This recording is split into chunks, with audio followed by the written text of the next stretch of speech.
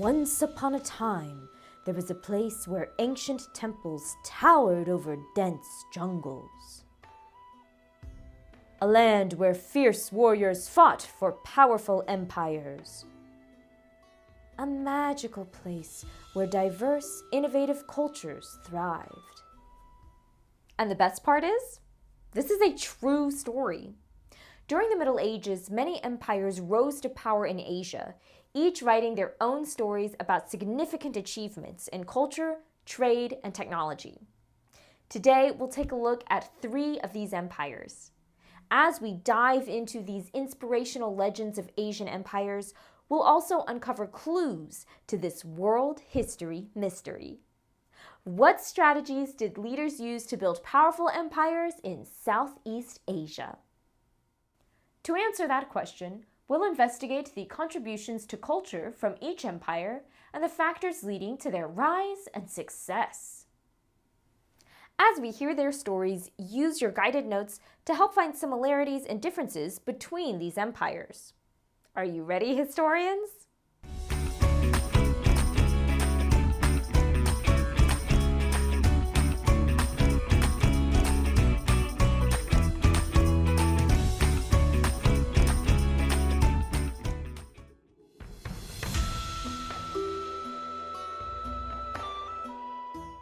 When these powerful empires ruled vast lands in Southeast Asia, none had a more compelling story than that of the Khmer Empire. The Khmer existed from the 9th to the 15th century and was located in what is now Cambodia and other nations. The empire actually bordered 2 oceans. How do you think the Khmer Empire's location helped it to become powerful? Let's learn more about the empire and see if we can figure out the answer together. The Khmer Empire reached its peak under Suryavarman II, a leader who built the amazing temple called the Angkor Wat. Look closely at the temple. Based on Angkor Wat's architectural style, can you identify the religious beliefs of the Khmer? Do you see hints of more than one Asian religion in the architecture and artwork? The temple is evidence of the blended culture of the Khmer. You can see both Hindu and Buddhist influences. Like these statues, you can see traces of both Vishnu and Buddha. That cultural diversity has to be part of the Khmer success story. They were one of the largest empires in Asia. Angkor Wat is one of the largest religious monuments in the world, known for its breathtaking architecture and detailed carvings. The Khmer were skilled builders and created many beautiful temples and structures that have stood the test of time. Let's turn the page to learn more. This shows some Khmer crops, but what can grow in that much water? Oh yeah, rice. Rice needs lots of water to grow. What else can this image tell us about the Khmer? They were smart farmers. The Khmer developed irrigation systems using canals, reservoirs, and dams to control water and help them grow more food. But how did farming help them build such a strong empire? Their farming techniques ensured they had enough food for everyone, which allowed the Khmer to focus on other things like trade and architecture. They could also use the crops they grew for trade to bring in other goods and ideas. The Khmer also maintained a strong army that protected their farmland and helped expand the empire. Their Khmer's location makes perfect sense now. This access to the water allowed them to exchange goods with others in places like China and India. That explains the blend of cultural influences like Hinduism and Buddhism. The Khmer is a true Middle Ages success story. Achievements like Angkor Wat and their farming methods influenced other Asian cultures for centuries.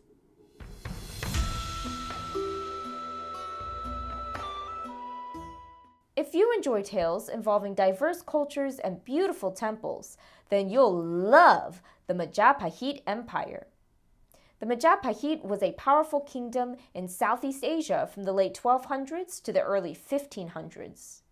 It was centered on the island of Java, located between the Pacific and Indian Oceans. At its peak, the Majapahit included parts of modern Indonesia, Malaysia, and much more. How might their location contribute to the Majapahit's success story? Let's keep reading. Here are some cotton textiles from India and ceramic vases from China. These are a long way away from the Majapahit. What does that tell us about the empire's relationships with other cultures? What's this? A Majapahit sailboat? I wonder how ships like this one helped the empire expand. Okay, we have a map showing the Majapahit was an island nation, cotton textiles from China, and a sailboat. When we put these things together, it tells me that this was another empire that gained its riches from ocean trade.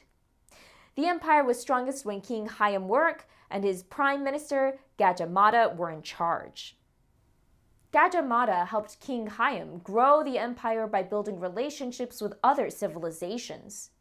They often formed alliances with neighbors, sometimes even through marriages. I wonder what would happen if that didn't work.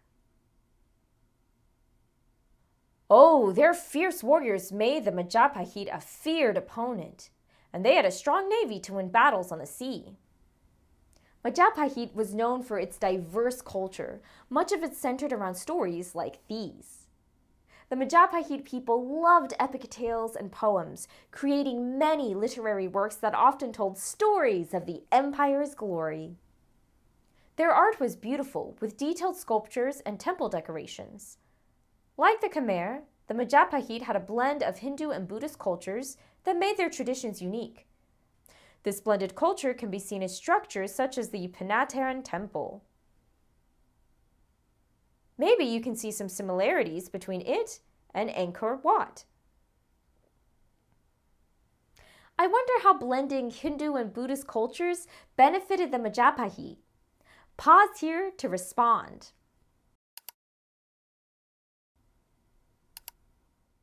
Remember the Indian textiles and Chinese pottery?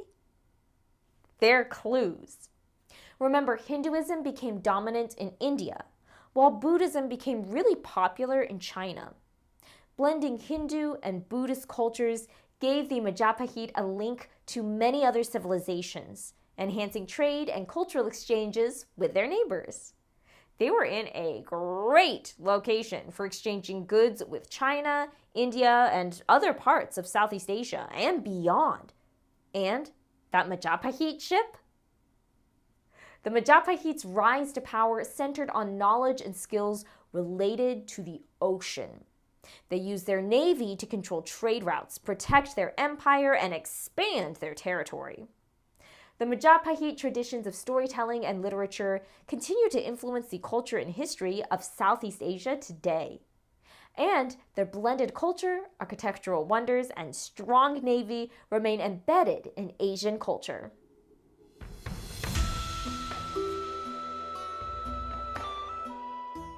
Finally, let's visit the Chola Empire, which ruled from the 9th to the 13th century. I think we may already see a similarity between the Chola and our first two stories. The Cholas are known for their incredible temples, like the Brihadeeswarar.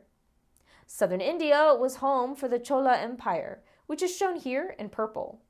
But this map's pink area indicates that they swapped goods and ideas with other civilizations, both near and far. You know what that means? The Chola were trade partners with both the Khmer and the Majapahit. Chola sailboats cruised across the oceans, trading goods throughout the region.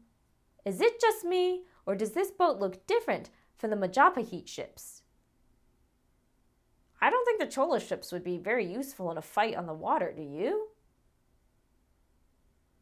I bet that means the Chola navy was used for trade, but not for battle. Do you recall what a golden age is? A period of great advances in a civilization is called a golden age. Because of numerous advances in mathematics, literature, and art, Many consider the Chola period as the golden age of Indian culture. The Chola improved predictions about the movement of planets and came up with herbal remedies and surgical techniques still used today. They wrote epic poems, and the Chola are well known for detailed bronze sculptures. This one looks familiar. This is the Hindu god Shiva, and this sculpture of Shiva dancing is probably the most famous Chola artwork.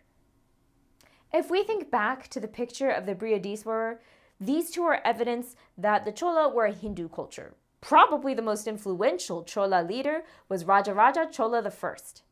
He expanded the empire significantly by conquering surrounding territories, and he built the Brihadiswarar temple. Rajaraja I managed the empire with a strong central government with many bureaus, but allowed cities to make many decisions for themselves. With their cultural and scientific advancements, magnificent temples, and strong trade, it's no wonder the Chola are called India's Golden Age and continue to influence Asia.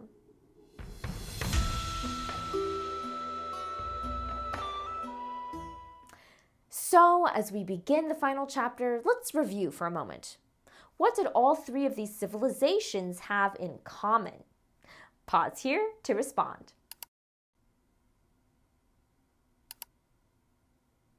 Awesome architecture, strong leadership, significant cultural achievements, and a focus on trade. Those seem to be the theme of our stories today.